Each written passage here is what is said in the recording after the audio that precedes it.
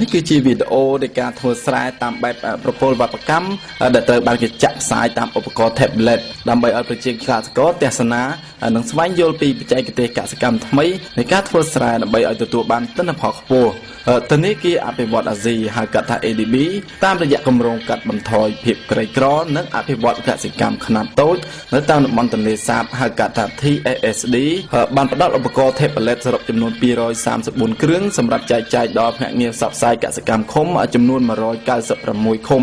នៅក្នុងខេត្តចំនួន4ក្នុងប្រទេសកម្ពុជាដែលក្នុងនោះផងដែរប្រជាកសិករនៅក្នុងខេត្តកំពង់ធំទាំងមូលនឹងក៏ទទួលបានការបណ្ដុះបណ្ដាលបច្ចេកទេសកសិកម្មតាមរយៈការទស្សនាវីដេអូនៅក្នុងឧបករណ៍ tablet នេះផងដែរឥឡូវនេះខ្ញុំបានមកជួបជាមួយអ្នកស្រីស៊ីណាអ្នកស្រីស៊ីណាគឺជាកសិករម្នាក់ដែលរស់នៅភូមិត្រពាំងវែងឃុំស្រយលក្រុងស្ទឹងសែនខេត្តកំពង់ធំដល់ពេលនេះអ្នកស្រីកំពុងមើលវីដេអូពីការធ្វើស្រែតាមបែបប្រព័ន្ធវប្បកម្មតាមរយៈឧបករណ៍ tablet បន្ទាប់ពីមើលវីដេអូនៃការធ្វើស្រែនេះចប់សពគ្រប់រូបមកអ្នកស្រីបានរៀបរាប់ប្រាប់ក្រុមអ្នកកាសែតដែលបានទៅទស្សនកិច្ចនៅក្នុងពេលនេះថាការរៀនបច្ចេកទេសកសិកម្មតាមវីដេអូហ្នឹងគឺមានភាពងាយស្រួលនិងងាយស្រួលឆាប់យល់ជាងការបង្រៀនការនិយាយតាមបែបបច្ចេកទេសពិសេសនៃការផលិតស្រូវតាមបែប tablet នេះតើបងមកយល់បានប្រមាណ%ហើយនៅពេលដែលធ្វើទៅអនុវត្តយ៉ាងម៉េចដែរចានេះខ្ញុំត្រូវបានទស្សនានៅរូបភាពនេះនឹងខ្ញុំគិតថាបានយល់បានច្រើនបានប្រហែល 70% ដែរចានៅពេលដែលបងចុះទៅអនុវត្តនៅពេលដែលបងបានមើលបងបានចុះអនុវត្តតាមបែបហ្នឹងចាចុះអនុវត្តដែរចុះអនុវត្តចាតើក្នុងការអនុវត្តតាមវាស្រួលឬក៏ពិបាកយ៉ាងស្រួលចាមិនបងបានឆ្លើយថាអនុវត្តបាន 70% ហើយ 30% ទៀតនោះវាមូលហេតុអីបានយើងអនុវត្តអត់ទាន់អនុវត្តបានព្រោះថានៅខ្វះដើមទុនខ្វះអីកម្លាំងអូសទាញអីណាគ្រូនឹងស្រែខ្ញុំហ៎2ហិកតាធ្វើតាមពីមុនគាត់មានឧបករណ៍នេះរៀនតាមហើយនឹងឥឡូវមានឧបករណ៍ខុសប្លែកនេះយ៉ាងម៉េចដែរខុសប្លែកនេះច្រើនគេថាធ្វើតាមឧបករណ៍ហ្នឹងគឺបានផលច្រើនខុសគ្នាប្រហែលភាគរយលើកមុន1ហិកតាបានប្រហែលបានប្រហែលជា2តោនអីហ្នឹងដល់ពេលឥឡូវបានដល់3តោន3តោនជាងអីចង់មានឧបករណ៍នេះវាជួយសម្រួលយ៉ាងម៉េចឆាប់យល់ឆាប់អីចាឆាប់យល់ឆាប់នឹងមន្ត្រីជំនាញបញ្យល់ដោយមាត់ទទេនឹងមានរូបភាពអញ្ចឹងមួយណាងាយយល់ជាងចាខ្ញុំមើលរូបភាពនេះងាយយល់ជាងមូលហេតុអីដែរមូលហេតុឃើញថាឃើញរូបភាពជាក់ស្ដែងឃើញនឹងភ្នែកហ្មងបើថាបញ្យល់គឺថាអត់សូវចាំណាដល់ពេលឃើញរូបភាពអញ្ចឹងគឺឃើញចាំហ្មងចង់ធ្វើតាមនៅពេលនេះខ្ញុំក៏បានមកជួបជាមួយកសិករម្នាក់ទៀតគឺលោកហិនសូណាដែលលោកកំពុងតែមើលវីដេអូអំពីបច្ចេកទេសចិញ្ចឹមមាន់យ៉ាងយកចិត្តទុកដាក់បំផុតនៅពេលទំនេរពីការងារធ្វើស្រែចម្ការលោកសូណាបានឆ្លៀតពេលចិញ្ចឹមមាន់ដើម្បីយកទៅលក់យកប្រាក់មកផ្គត់ផ្គង់ជីវភាពគ្រួសារលោកបានរៀបរាប់ប្រាប់ក្រុមអ្នកកាសែតថាក្រោយពីការមើលវីដេអូនៃការចិញ្ចឹមមាន់នេះរួចមកលោកមានការយល់ដឹងច្រើនពីរបៀបចិញ្ចឹមមាន់ដែលនាំឲ្យបានទទួលទិន្នផលខ្ពស់និងកាត់បន្ថយអត្រាឈឺនិងស្លាប់របស់មាន់បើធៀបទៅនឹងការចិញ្ចឹមមាន់តាមរបៀបសាមញ្ញណាតាមនេះគឺអត់បានហ្នឹងបើថាចិញ្ចឹមអត់បានថាតែពេលឥឡូវបានរយៈពេលប្រហែលខែហើយដែលឡើងពី4ទៅ5ខែដល់50រយៈពេលយូរទៅ4ខែ5ខែហើយខ្ញុំធ្វើនេះចាប់ពីទឹកសម្រក់ទៅមកមួយខែលក់ម្ដងបានចំណូលហើយប្រហែលមកចំណូលក្នុងភាសាយើងគិតថាមាន់ថ្ងៃទីផ្សារយើងនេះយើង1គីឡូ15000ណាគឺវាគិតថាទៅ10គីឡូទៅយើងបានជាង100,000ដែរហើយក្រៅពីហ្នឹងមករបស់ពូអីទៀតដែរលក់របស់សំទីទូទៅតែដែលយើងបានមើលអានេះហើយនឹងកាលដែលយើងអត់ទាន់បានយើងចំតាមលក្ខណៈគ្រួសារដោយអត់មានអីបំពន់យើងសោះបាទក្រោយពីយើងធ្វើអាព្រំសំកូនព្រំអីហ្នឹងមកកូនវាបាននៅសល់ច្រើនជាងព្រំថាវាស្រួលថាវាខូចដាច់ហ្នឹងចុះគាត់ពីយើងបានមើលឧបករណ៍ហ្នឹងហើយយើងអាចចេះច្រើនជាងមុននេះយើងដឹងច្រើនជាងមុនច្រើនជាងមុនពីដើមយើងអត់ដឹងសូម្បីតែរើសគូគឺយើងអត់ចេះរើសដែរយើងបាននៅកម្មវិធីហ្នឹងមកយើងដឹងពីវិធីរើសគូវិធីថែទាំកូន អាវាស្រួលជាងគេប្រាប់យើងមាត់ទេឲ្យយើងបានស្រួលជាងគ្រូវាស្រួលណាស់ព្រោះបាទព្រោះអីវាបង្រួមទៅថាមេរៀនហ្នឹងវាមកពីវែងមកតូចអញ្ចឹងយើងអាចមើលអាហ្នឹងហើយបានយកទៅអនុវត្តបាទអនុវត្តកន្លែងណាយើងមិនច្បាស់យើងសួរអ្នកគ្រូប្រវត្តិបន្ថែមទៅទៀតបាទការបង្ហាត់បង្រៀនបច្ចេកទេសកសិកម្មតាមរយៈឧបករណ៍ tablet នេះគឺត្រូវគ្រប់គ្រងដោយភ្នាក់ងារផ្សព្វផ្សាយកសិកម្មឃុំនីមួយៗដោយផ្ទាល់កញ្ញាសឹមសរឿងជាមន្ត្រីផ្សព្វផ្សាយកសិកម្មសម្រាប់ឃុំអន្សាក្រោមស្រុកស្ទងខេត្តកំពង់ធំកញ្ញាបានរៀបរាប់ប្រាប់អ្នកសារព័ត៌មានថាការងារអប់រំកសិកម្មនៅក្នុងឃុំនេះគឺមិនមានការលំបាកសម្រាប់កញ្ញានោះទេដោយសារតែកញ្ញានឹងបានបញ្ចប់ការសិក្សានៅសាលាជាតិកសិកម្មខេត្តកំពង់ចាមផ្នែកជំនាញសេដ្ឋសាស្ត្រខ្ញុំឈ្មោះសឹមសរឿងជា CEW ហៅថាមន្ត្រីផ្សព្វផ្សាយកសិកម្មនៅឃុំភាសាក្រងស្រុកស្ទងខេត្តកំពង់ធំថានៅឃុំរបស់កញ្ញាចា៎កញ្ញាម្ដង tablet មានប្រមាណចាក់ឲ្យអប់រំកសិកម្មម្ដងមានតែមួយឯងកសិកម្មម្នាក់ដែលមកមើលម្ដងនោះយើងចែកជាក្រុមមកថាក្រុមគាត់នោះមានខាងចិញ្ចឹមសត្វនោះមាន5នាក់ចា៎5នាក់នោះយើងចាក់ឲ្យចិញ្ចឹមសត្វគាត់មើលម្ដងចាក់ដល់ពេលអស់មកថាស្អែកទៀតអញ្ចឹងយើងចាក់ឲ្យខាងស្រូវម្ដងទៅគាត់មើលខាងស្រូវចា៎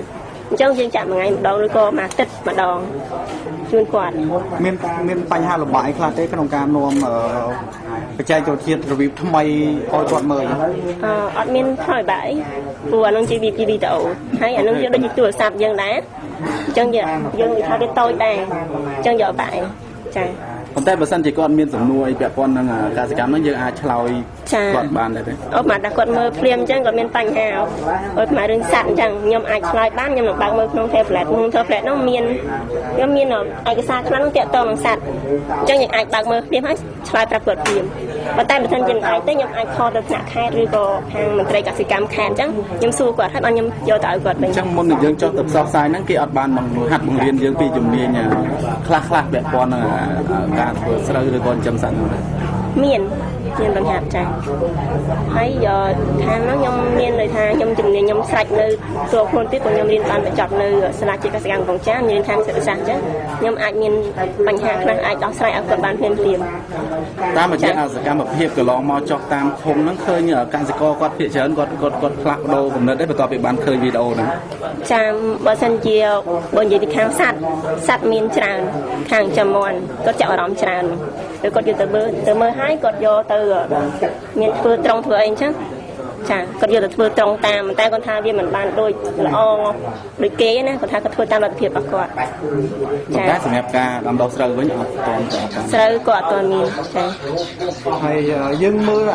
ប្រមុខតើកសិករមានការផ្លាស់ប្ដូរអីគឺទៅអាចមានសុខភាពនិយមប្ដូរខ្ញុំគិតថាបើសិនជាទៅមុខទៀតខ្ញុំនឹងព្យាយាមចាក់ឲ្យគាត់មើលចាហើយគាត់នឹងមានចំណងច្រើនដល់ពេលគាត់មានចំណងគាត់មានចំណាប់អារម្មណ៍ចាខ្ញុំគិតថាគាត់នឹងប្រហែលជាអាចអភិវឌ្ឍជាងតើតើទៅនឹងគម្រោងខាងលើនេះផងដែរលោកហែមចន្ទធូមន្ត្រីជាន់ខ្ពស់នៃគម្រោង TSSD របស់ធនាគារអភិវឌ្ឍន៍អាស៊ីហៅកាត់ថា ADB បានប្រាប់ខ្ញុំឲ្យដឹងថាបើទោះបីជាមានការបង្ហាត់បង្រៀនកសិករតាមឧបករណ៍ tablet នេះក៏ដោយក៏គេនៅតែត្រូវការមន្ត្រីបច្ចេកទេសសម្រាប់មកបង្រៀនកសិករបន្ថែមទៀតផងដែរព្រោះថាកសិករភាគច្រើនគឺមានចម្ងល់នៅពេលដែលពួកគាត់បានទស្សនាវីដេអូនៃការធ្វើកសិកម្មនេះរួចមកដូច្នេះហើយគេត្រូវការមន្ត្រីបច្ចេកទេសកសិកម្មជាច្រើនទៀតដើម្បីបកស្រាយរាល់ចម្ងល់ទាំងអស់របស់កសិករទាំងនោះ tablet ហ្នឹងយើងមានគំរូពីប្រទេសណាមកដែរយើងកាលពីមុនគម្រោងនេះ យើងមានជំនួយបច្ចេកទេសមួយទៅខាងក្រសួងកសិកម្មជាមួយនឹងអាជ្ញាធរណៃដាហើយយើងស្រាវជ្រាវប្រមូលព័ត៌មានហើយយើងបង្កើត Telecenter មួយដែលយើងសង្ឃឹមថាកសិករគាត់មកប្រមូលទទួលព័ត៌មានយើងតាមអ៊ីនធឺណិតដែរផ្សេងហើយការដែលយើងចាប់ផ្ដើមដំបូងអ៊ីនធឺណិតដូចជាសេវាករផ្ដល់សេវាអ៊ីនធឺណិតហ្នឹងអាចមាននៅឃុំខ្លះដែលយើងធ្វើឲ្យទៅអ៊ីនធឺណិតហ្នឹងវាអត់មានហើយដែលអ្វីដែលយើងសង្ឃឹមថាកសិករគាត់មកទទួលព័ត៌មានអត់បានជោគជ័យអញ្ចឹងរូបមន្តដែលយើងសង្ឃឹមទុកថាយើងចង់ឲ្យកសិករប្រមូលព័ត៌មានគឺអត់បានជោគជ័យអញ្ចឹងយើងត្រូវបង្វែរការងាររបស់យើងទៅការដើរទៅកាន់កសិករវិញអញ្ចឹងបានជាយើងបំពាក់ឧបករណ៍នេះទៅភ្នាក់ងារផ្សព្វផ្សាយឃុំដែលមិនចាំបាច់រងចាំកសិករមកទេគឺយើងដើរទៅកាន់កសិករធ្វើការជាមួយកសិករ នៅពេលដែលកសិករយល់គឺគាត់នឹងស្វែងរកព័ត៌មានតែខ្លួនឯងហើយ អញ្ចឹងបានន័យថាការបង្រៀនពួកគាត់តាមរយៈបង្ហាញវីដេអូហ្នឹងវាមានប្រសិទ្ធភាពជាងការបង្ហាញតាមបច្ចេកទេសដោយមន្ត្រីផ្ទៃយើងអត់អាចចោលទាំងពីរនឹងបានទេយើងមានកម្មវិធីបង្រៀនដោយផ្ទាល់មានគ្រូបង្គោលដែរប៉ុន្តែនេះជាជំនួយបច្ចេកទេសបន្ថែមដែលយើងរៀបចំហើយតែកាលណាកសិករគាត់ចង់អីយើងអានេះមានព្រាមយើងអត់ចាំបាច់រៀបចំវគ្គរីឯវគ្គបច្ចេកទេសដែលយើងមានការប្រមូលផ្ដុំធំយើងនៅតែបង្រៀនដដែលពួកគាត់មានការទទួលបណ្ដុះបណ្ដាលចិញ្ចឹមសត្វធ្វើស្រែធ្វើអីគឺយើងផ្ដល់ដដែលប៉ុន្តែនៅពេលដែលជួបបញ្ហាមួយគឺគាត់អាចបង្រៀនបន្ថែមអានេះគឺជាករណីបន្ថែមទេហើយនៅពេលណាដែលគាត់មានបញ្ហាគាត់អាចប្រើ tablet ហ្នឹងអាច Skype ជាមួយថ្នាក់ជាតិឬក៏អាច Facebook មួយថ្នាក់ទៀតហើយអានេះក៏ជួយកសិករនៅពេលខាងមុខជំហានបន្តរបស់យើងខាងមុខនេះគឺនឹងជួយឲ្យកសិករនេះអាចលក់ផលិតផលរបស់គាត់តាមអនឡាញទៀតនៅពេលដែលមានព័ត៌មានអីគាត់អាចថានៅក្នុងក្រុមរបស់ខ្ញុំមានមន់100នៅពេលដែលគាត់ថាគ្នាទៅគឺអាចមានអ្នកចាប់ដើមកំងអានឹងដែលយើងចង់ឃើញនៅពេលខាងមុខអញ្ចឹងឯងនឹងធ្វើឲ្យកសិករគាត់អាចមានជំរើសទីផ្សារដែលគាត់រងចាំតែឈ្មោះកដាលមកហើយក្រៅពីហ្នឹងគឺគាត់អាចមានជំរើសទីផ្សារនៅខាងក្រៅទៀតទីផ្សារនៅខាងមុននឹងការបញ្ជាទិញឧបករណ៍ tablet សម្រាប់យកមកបង្រៀនកសិករនេះគឺក្រុមការងាររបស់គម្រោង TSSD ហ្នឹងបានស្ទង់មតិពីតម្រូវការរបស់ប្រជាកសិករជាមុនរួចរាល់ផងដែរដែលតម្រូវឲ្យមានការចល័តឧបករណ៍ tablet ទាំងអស់នេះទៅដល់សហគមន៍កសិករដោយផ្ទាល់ដើម្បីបង្ហាញពួកគាត់ពីរបៀបធ្វើកសិកម្មតាមបច្ចេកទេសទំនើបនេះបើតាមការបញ្ជាក់របស់លោកនីកំសានជាប្រធានគម្រោង TSSD នៃលេខាធិការដ្ឋានកជអបរបស់ក្រសួងមហាផ្ទៃយើងទិញ tablet នេះគឺ234គ្រឿងយើងចែកនៅក្នុង196ឃុំហើយនឹង4ខេត្តក្រុង28ស្រុកហើយនឹងនៅថ្នាក់ជាតិខ្លះបាទហើយក្នុង234គ្រឿងហ្នឹងយើងចំណាយថវិកា$140,000តែมันមានតែ tablet ទេវាមាន accessory ផ្សេងៗទៀតយើងមាន modem ហើយនឹងយើងមាន external hard disk ថែមសម្រាប់បងយល់ឃើញថាមិនដែរក្រោយពីយើងដាក់គម្រោងនេះមកវារួមហាក់ដូចជាបច្ចេកវិទ្យាថ្មីរបៀបថ្មីក្នុងការផ្ដល់ជំនាញនិងចំណេះទៅដល់កសិករបាទខ្ញុំគិតថានេះជាការរកឃើញគំនិតថ្មីរបស់ក្រុមការងារគម្រោងទាំងមូលដែលយើងមុននឹងយើងនឹកទិញ tablet ហ្នឹងក៏យើងមានការធ្វើ survey ដែលយើងត្រូវ survey ពីតម្រូវការរបស់ប្រជាពលរដ្ឋអញ្ចឹងណាហើយអញ្ចឹងយើង survey ពីតម្រូវការទៅលទ្ធភាពដែលថាយើងត្រូវធ្វើចល័តហ្នឹងគឺមានតែតាមរយៈទិញ tablet ហ្នឹងឯងហើយបានទៅដល់ CW គាត់រៀនចេះដឹងផងហើយបានគាត់ចល័តស្រួលចល័តក្រៅពីជួបក្រុមតូចបើសិនជាគាត់មានពេលទនេច្រើន CW យើងហ្នឹងគឺគាត់ដើរតាមផ្ទះទៀតបាទហើយអញ្ចឹងគាត់បង្ហាញដូចថាអ្នកណាចាំមន់អញ្ចឹងនៅក្នុងtablet យើងហ្នឹងយើងមាន upload ឲ្យស្រេចឯកសារកសិកម្មសំខាន់ហើយអញ្ចឹងយើងយកទៅបង្ហាញទៅបាទហើយមានការពេញចិត្តច្រើនពីប្រជាពលរដ្ឋទាំងអ្នកបំពេញការងារគ្រប់គ្រងដល់ប្រជាពលរដ្ឋបាទដើម្បីគ្រប់គ្រងដល់រដ្ឋាភិបាលកម្ពុជានៅឆ្នាំ2009ធនាគារអភិវឌ្ឍអាស៊ីហៅកាត់ថា ADB បានអនុម័តគម្រោងកាត់បន្ថយភាពក្រីក្រនិងអភិវឌ្ឍកសិកម្មខ្នាតតូចនៅតំបន់ទន្លេសាបដែលមានតម្លៃជាទឹកប្រាក់ចំនួន$51.1 លានដើម្បីជំរុញផលិតភាពកសិកម្មបង្កើនវត្តមាននៃគ្រាប់ពូជប្រកបដោយគុណភាពនិងគម្រោងស្ដារផ្លូវជនបទនិងគម្រោងគ្រប់គ្រងធនធានទឹកខ្នាតតូច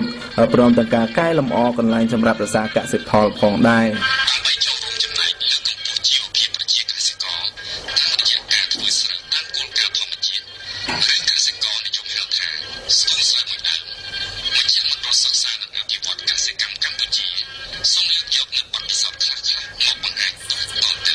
ពីខ្ញុំបានសម្រាប់គេហទំព័រព័ត៌មានថ្មីៗ.com